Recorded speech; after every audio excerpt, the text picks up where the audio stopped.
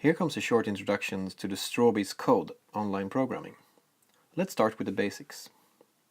The QuirkBot. This is the hardware brain of the Strawbees Robotics, and it allows you to build and program robots, musical instruments, cardboard creatures, game controllers, and almost anything you can think of. You can program the QuirkBot by plugging it into the USB port and go to code.strawbees.com. You can now start programming. No installation or registration is needed. There are actually 3 ways to program: flow, blocks, and text. But we start with the easiest: flow programming. This is what a typical program can look like. These boxes are called nodes, and you can connect them together to create your program. There are 3 types of nodes: input, brains, and output. This is an easy way to understand computer systems, because this is also how we ourselves work. Input is information that we receive. For us, that can be hearing or seeing or feeling something. For the QuirkBot, it can be touch or light sensor. Output is affecting the outside world. So for us, that can be moving your arm or talking. For the QuirkBot, it's moving a motor or blinking an LED. Brains, that's what's in between to create a more interesting behavior. For us, that could be thoughts or feelings. And for the QuirkBot, it can be using logic or generating or storing data. Let's make a simple program. This is a program that tells an LED on the left eye of the QuirkBot to turn on to full intensity. Let's upload it.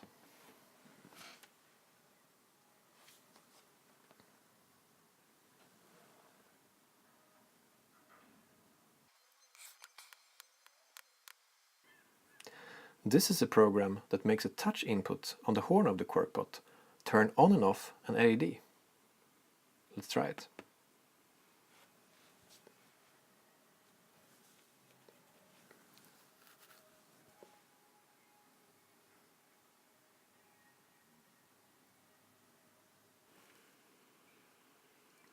And this is the program that makes the touch input change the speed of the blinking of the LED. Like this.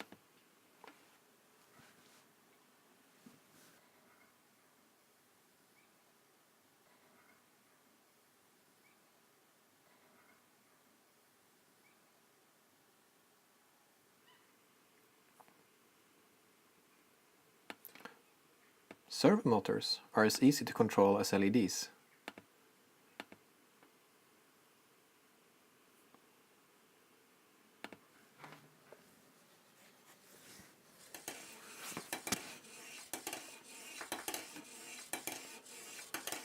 This is what makes it really easy and fun to build robots. If you switch the Advanced tab, there is a lot of more things you can do. One of the useful things is to make the QuirkBot behave like an external keyboard. This key press node makes it easy to build musical instruments and game controllers. Here is an example.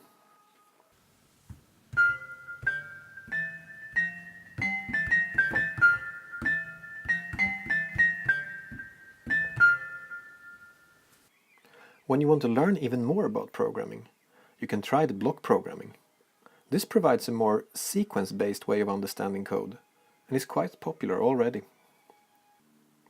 If you really want to dig deeper, you can always flip the text switch, both from flow and from blocks, and then continue programming with the Arduino C. That's all for now. Thank you for listening.